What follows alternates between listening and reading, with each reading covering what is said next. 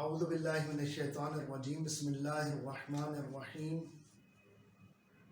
الحمد للہ والصلاة علی اہلہا ولعنت اللہ علی اہلہا۔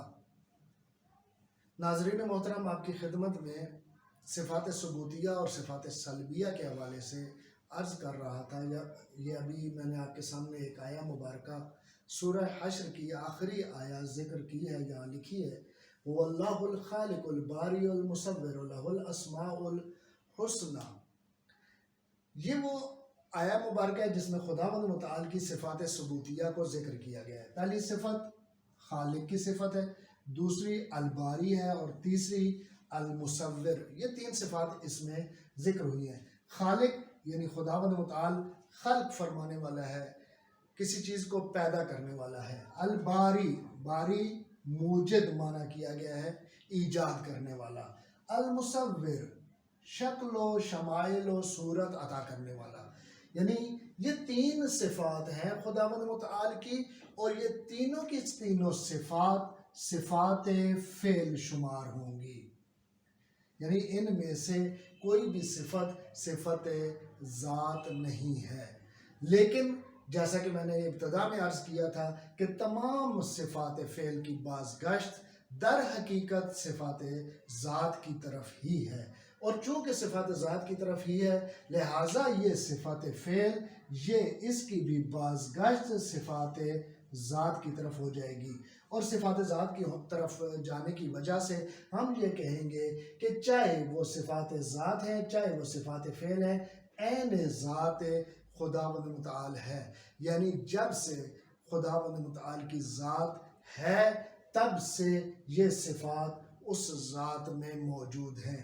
ایسا نہیں ہے کہ ایک زمانہ تھا کہ یہ صفت خالقیت خدا میں موجود نہیں تھی اور پھر ایک زمانہ آیا کہ جس میں یہ صفت خالقیت آ گئی ذات خداوند متعال میں۔ حقیقت یہ ہے کہ خود یہ جو زمان ہم کہتے ہیں، یہ زمان بھی خداوند متعال کی خلق کردہ چیز ہے۔ لہٰذا ہم خداوند متعال کے حوالے سے چاہے خالق ہو، چاہے باری ہو، چاہے مصور ہو، تینوں صفات فعل کہیں گے، اور یہ صفات عین ذات خداوند متعال ہیں۔ اب آتے ہیں ہم صفات ثبوتیہ کے بعد صفات سلبیہ کی طرف۔ صفات سلبیہ جیسا کہ میں نے ابتدا میں بھی عرض کیا تھا کہ قرآن مجید میں سورہ اخلاص میں لم یلد ولم یولد ولم یکن لہ کفوا احد، کہ یہ تین صفات لم یلد، لم یولد ولم یکن لہ کفوا احد، یہ تین صفات سلبیہ کے طور پر قرآن مجید میں ذکر ہوئی ہیں۔ اب صفات سلبیہ یعنی صفات جلال کون سی ہیں؟ یعنی خداوند متعال جاہل نہیں ہے۔ جاہلیت کی صفت کو ہم نے خداوند متعال سے کیا کیا ہے؟ نفی کیا ہے، دور کیا ہے اس صفت کو۔ جیسے ہی ہم اس صفت کو دور کرتے ہیں تو اس کا مطلب یہ ہے کہ وہ ذات عالم ہے۔ جیسے ہی جاہلیت کو ہم نے ذات خداوند متعال سے نفی کیا تو ثابت کیا ہوا کہ وہ ذات عالم ہے۔ دوسری صفت مجبور و عاجز۔ خداوند متعال نہ تو مجبور ہے اور نہ ہی عاجز ہے۔ یہ ہم لوگ ہیں کہ ہمیں کوئی مجبور کرتا ہے تو ہم کوئی فعل انجام دے دیتے ہیں، لیکن خداوند متعال کی ذات وہ ذات ہے، وہ اعلیٰ و عرفہ ذات ہے کہ جو نہ تو مجبور ہے اور نہ ہی عاجز ہے۔ اور اسی وجہ سے ہم یہ کہیں گے کہ یہ چونکہ مجبور و عاجز نہیں ہے، اس وجہ سے یہ ذات قادر ہے۔ پس ہم ہر صفت کی جب جیسے ہی نفی کریں گے تو اس کی صفت ثبوتی واضح اور روشن ہو جائے گی۔ ذات باری تعالیٰ میں اس صفت ثبوتی کو اس بات کریں گے۔ خداوند متعال محتاج نہیں ہے، محتاج نہیں ہے یعنی خداوند متعال صمد ہے، بے نیاز ہے، اللہ صمد۔ بس یہ صفت خداوند متعال کی جیسے ہم کہتے ہیں محتاج نہیں ہے تو گویا ہم نے محتاجیت کو نفی کیا ہے ذات باری تعالیٰ سے، اور جیسے ہی نفی کیا ہے خداوند متعال کی صفت ثبوتی جو کہ الصمد ہے وہ واضح اور روشن ہو کر سامنے آئی ہے۔ اسی طریقے سے خداوند متعال ظالم نہیں ہے۔ خداوند متعال کیا ہے؟ ظالم نہیں ہے۔ چونکہ خداوند متعال ظالم نہیں ہے، اس وجہ سے ہم یہ کہیں گے خداوند متعال عادل ہے۔ یعنی جیسے ہی ہم کسی بھی صفت سلبی کی نفی کرتے ہیں ذات باری تعالیٰ سے، تو اس کی صفت ثبوتی واضح اور روشن ہو کر ہمارے سامنے آ جاتی ہے۔ خداوند متعال مرکب نہیں ہے۔ مرکب ہونا یعنی جیسے میں اب آپ کے سامنے ہوں، میں مرکب ہوں۔ کس طریقے سے؟ اعضاء و جوارے سے مرکب ہوں، ہاتھوں، پاؤں، آنکھ، کان، ناک، ان سب اعضاء سے مرکب ہوں۔ اور مرکب ہونے کا مطلب یہ ہوا کہ یہ سارے کے سارے اجزاء مجھ میں موجود ہیں۔ میں بازوؤں کا بھی محتاج ہوں، ہاتھوں کا بھی محتاج ہوں، جسم کے دیگر اعضاء کا بھی محتاج ہوں۔ مرکب نہیں ہے ذات باری تعالیٰ۔ جب مرکب نہیں ہے تو پھر کیا کہیں گے؟ خداوند متعال احد ہے۔ آپ کو یاد ہوگا کہ ابتدا میں نے آپ کی خدمت میں عرض کیا تھا کہ جب ہم توحید کا معنی کرتے ہیں تو آپ کبھی یہ نہ کہیں کہ اللہ ایک ہے، بلکہ کہیں کہ اللہ یکتا ہے۔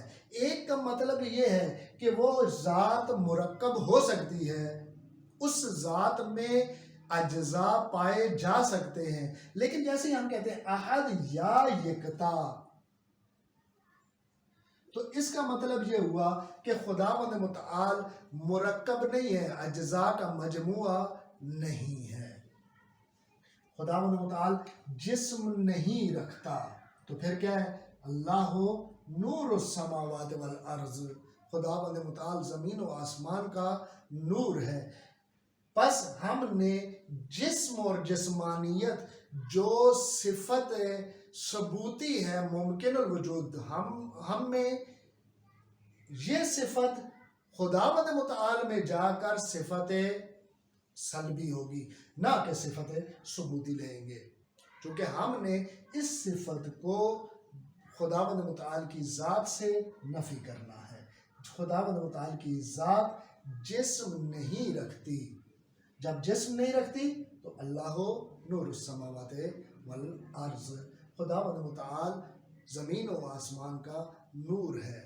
ایک چیز آپ سامعین اور ناظرین سے میں یہ شیئر کرنا چاہوں گا کہ جب بھی آپ خداوند متعال کی صفات دیکھیں، جب بھی آپ خداوند متعال کی چاہے صفات ذات ہوں، چاہے صفات فعل ہوں، چاہے سلبی ہوں، چاہے صفات ثبوتیہ ہوں، تو ان تمام کو کوشش کریں کسی نہ کسی آیت کے ساتھ کیا کریں؟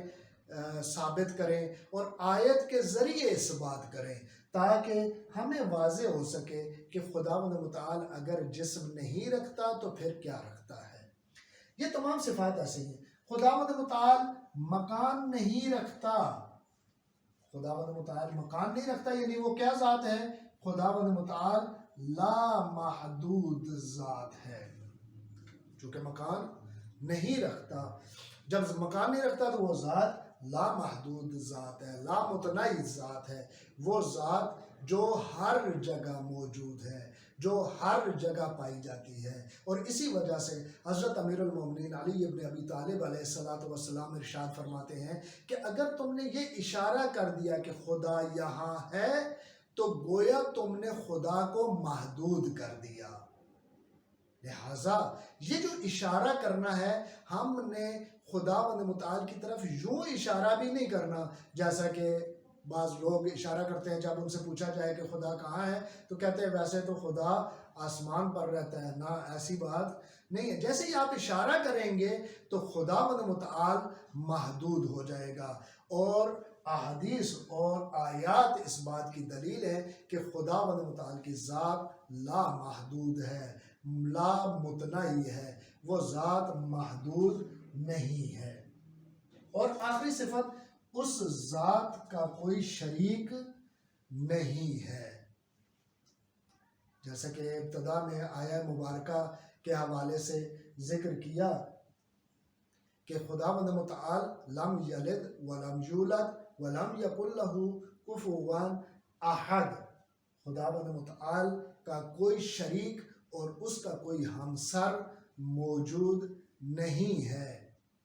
خداوند متعال لا شریک لہ، خداوند متعال کا کوئی شریک موجود نہیں ہے۔ اور قرآن مجید میں باقاعدہ طور پر یہ آیات موجود ہیں کہ جن میں کہا گیا ہے کہ لا شریک لہ، لا شریک لہ، کہ خداوند متعال کا کوئی شریک نہیں ہے۔ اور اسی وجہ سے ہم یہ کہتے ہیں کہ لیسا کمثلہ شیء، کہ اس کا کوئی مثل و مثال موجود نہیں ہے، لیسا کمثلہ شیء۔